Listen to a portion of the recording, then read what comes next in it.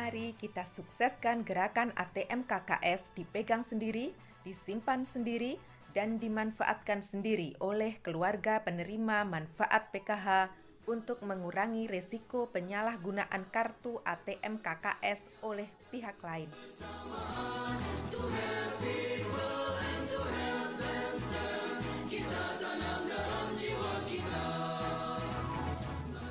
Tujuan pemerintah menggunakan sistem perbankan dalam menyalurkan bantuan diantaranya adalah untuk mengenalkan manfaat produk dan jasa keuangan formal kepada penerima manfaat bantuan sosial PKH. Ayo kita kawal bantuan PKH untuk Indonesia sejahtera. Pastikan bantuan sosial PKH diterima utuh dan tidak ada potongan.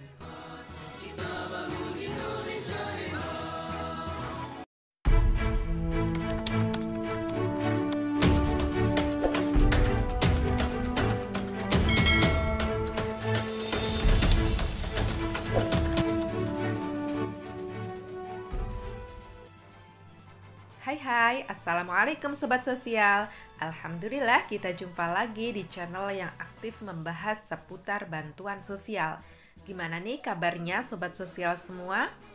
Semoga sehat semua, selalu dalam keadaan berbahagia, dan senantiasa ada dalam lindungan Tuhan Yang Maha Esa. Amin amin ya robbal alamin.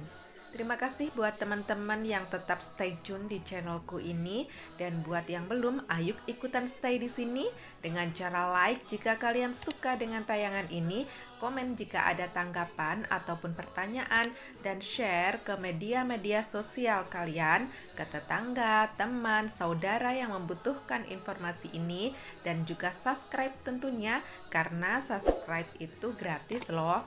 Dan juga jangan lupa bunyikan lonceng notifikasinya agar kalian bisa mendapatkan berita terupdate dan valid tentang bantuan sosial. Saya ucapkan selamat datang dan selamat bergabung buat teman-teman yang masih baru bergabung dengan channelku ini.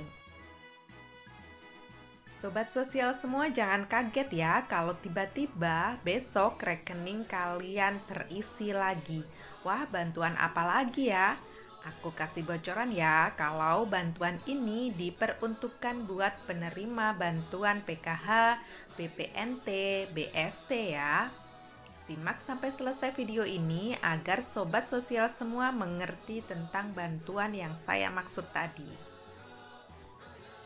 Bantuan lagi, lagi-lagi bantuan, dan yang dapat itu-itu aja.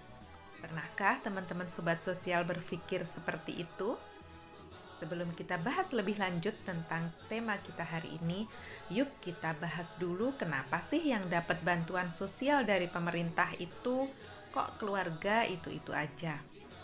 Udah dapat PKH, masih dapat bantuan pangan non tunai atau biasa disebut BPNT atau program sembako, masih lagi dapat KIP, Kartu Indonesia Pintar dari sekolah, dan juga KIS, Kartu Indonesia Sehat dari Kementerian Kesehatan.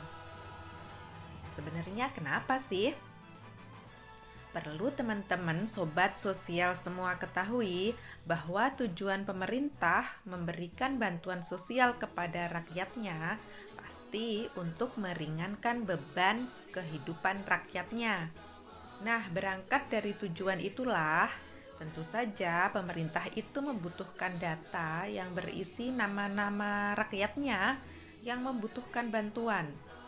Tentu saja tidak semua warga Indonesia ini membutuhkan bantuan kan? Nah, akhirnya data yang berisi nama-nama penduduk yang membutuhkan bantuan sosial ini biasanya itu sudah lengkap by name by address. Alamat atau data lengkapnya itu sudah ada, itu tercover dalam DTKS. Apa sih DTKS itu? Saya pernah menjelaskan di link yang ini ya. Penjelasan lebih lengkapnya bisa teman-teman simak di link tersebut. Secara garis besar, DTKS ini memuat data 40% penduduk Indonesia yang punya kesejahteraan sosial terendah. Jadi, syarat utama untuk masuk ke dalam DTKS adalah penduduk dengan kesejahteraan sosial terendah, atau istilah lainnya itu miskin gitu loh. Nah, karena DTKS ini berisi 40% penduduk Indonesia dengan kesejahteraan sosial terendah, maka DTKS ini akan selalu dijadikan atau akan selalu menjadi rujukan buat program-program bantuan sosial dari lintas kementerian, meskipun mekanismenya ataupun syaratnya itu tidak sama. Jadi jangan heran ya kalau yang dapat bantuan sosial itu ya tetap itu-itu aja. Yuk sekarang kita kembali ke tema kita hari ini, yaitu tentang rekening para penerima PKH, BPNT, dan juga BST besok akan mulai terisi. Nah, bantuan apa lagi itu ya? Nah, kali ini dunia pendidikan yang memainkan peran. Kementerian Pendidikan mempunyai program bantuan sosial yang diberi nama PIP atau Program Indonesia Pintar. Udah tahu semua kan apa itu Program Indonesia Pintar? Nah, program Indonesia Pintar ini dirancang untuk membantu anak-anak usia sekolah dari keluarga miskin atau rentan miskin prioritas tetap mendapatkan layanan pendidikan sampai tamat pendidikan menengah, baik melalui jalur formal SD sampai SMA atau SMK dan juga jalur yang non-formal, paket A sampai paket C, dan juga pendidikan khusus.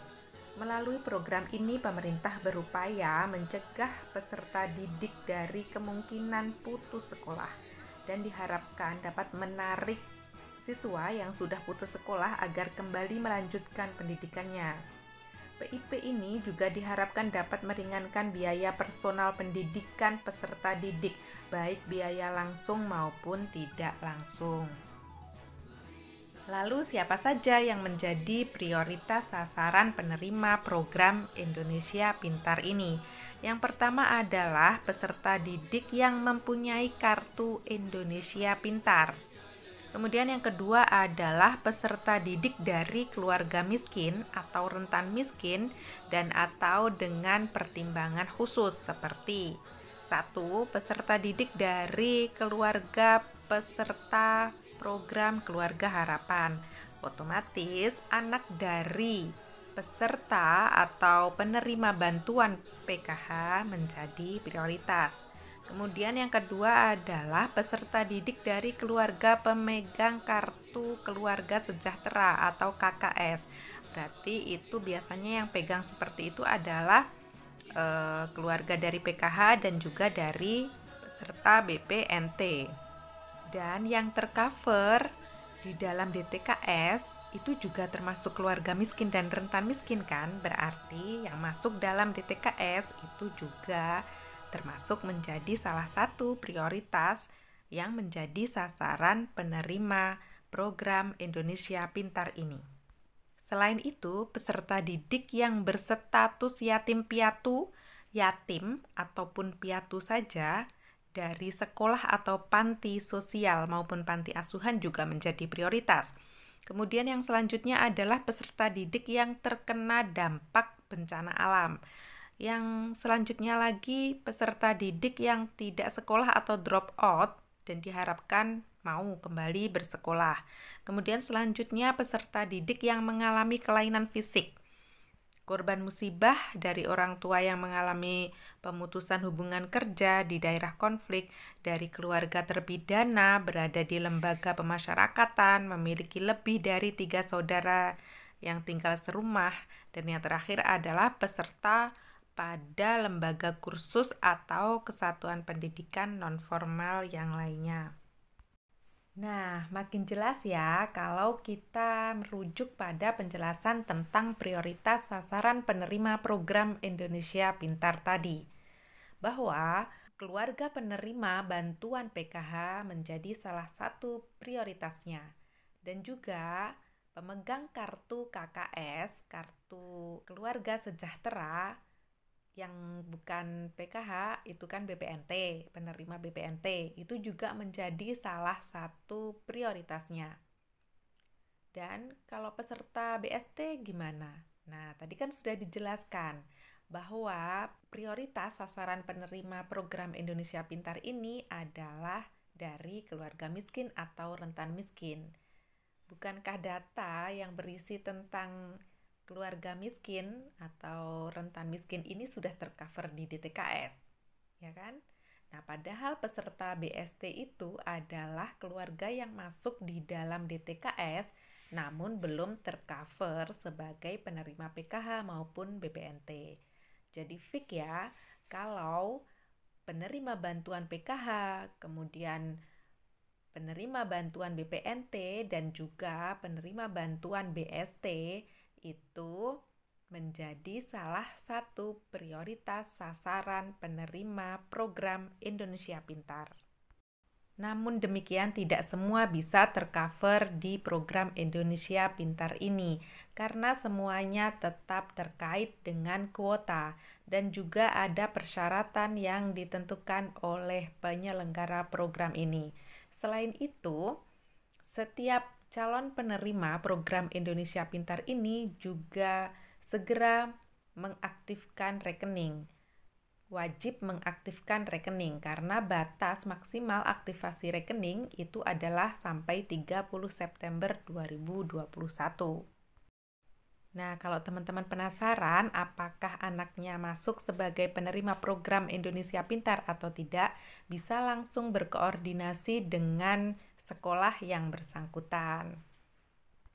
Jadi, perlu Sobat Sosial ketahui bahwa besok itu, yaitu tanggal 15 Agustus 2021, merupakan jadwal penetapan SPM, Surat Perintah Membayar, yang ditujukan ke KPPN atau Kantor Pelayanan Perbendaharaan Negara, selaku bendahara negara, yang selanjutnya akan mengeluarkan SP2D atau data bayar.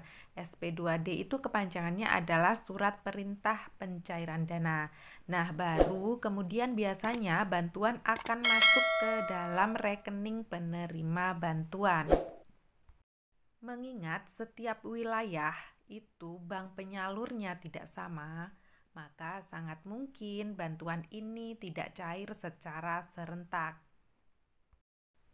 Makanya teman-teman penerima PKH, BPNT, dan juga BST, siap-siap aja ya, siapa tahu kalian beruntung menjadi salah satu penerima bantuan program Indonesia Pintar ini.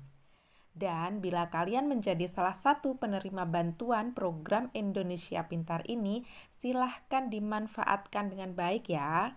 Dana program Indonesia Pintar ini dapat digunakan untuk membantu biaya operasional pendidikan peserta didik, seperti membeli perlengkapan sekolah, perlengkapan kursus, uang saku, ataupun untuk biaya transportasi maupun biaya praktek tambahan ataupun biaya untuk uji kompetensi. Lalu gimana nih buat teman-teman yang belum tercover di bantuan program Indonesia Pintar ini? Saya infokan ya, apa saja syaratnya. Syarat mendaftar bantuan program Indonesia Pintar ini adalah yang pertama, peserta program Indonesia Pintar harus membawa kartu Indonesia Pintar. Yang kedua, penerima kartu Indonesia Pintar harus mendaftar sebagai peserta didik di lembaga pendidikan formal SD SMP, itu maksudnya di SMA ataupun SMK, ataupun non-formal, atau di PKBM, SKB, maupun LKP. Dan kartu Indonesia Pintar harus terdaftar di data pokok pendidikan atau Dapodik Lembaga Pendidikan. Lalu bagaimana cara mendaftar untuk mendapatkan bantuan program Indonesia Pintar ini? Yang pertama, siswa dapat mendaftar dengan membawa kartu keluarga sejahtera atau KKS milik orang tuanya yang sudah terdaftar di DTKS, Data Terpadu Kesejahteraan Sosial, dibawa ke sekolah atau lembaga pendidikan terdekat. Kemudian yang kedua, jika siswa tersebut tidak memiliki KKS, orang tuanya dapat meminta surat keterangan tidak mampu atau SKTM dari RT, RW, dan desa atau kelurahan terlebih dahulu agar dapat melengkapi syarat pendaftaran. Jika sudah memiliki KKS atau SKTM, segera hubungi pihak sekolah atau lembaga pendidikan terdekat untuk melakukan pendaftaran. Nah, jadi yang mendaftarkan adalah pihak sekolah ya. Dan yang keempat, nantinya sekolah atau lembaga pendidikan terdekat akan mengusulkan nama peserta didik tersebut untuk menjadi calon penerima Kartu Indonesia Pintar ke direktorat terkait. Sekian informasi terupdate dari aku. Jangan lupa like, comment, share, dan subscribe-nya. Tungguin informasi-informasi update selanjutnya di channelku dengan bunyikan lonceng notifikasi. Terima kasih, semoga bermanfaat. Tetap patuhi protokol kesehatan. Jangan lelah, jangan menyerah. Wassalamualaikum warahmatullahi wabarakatuh.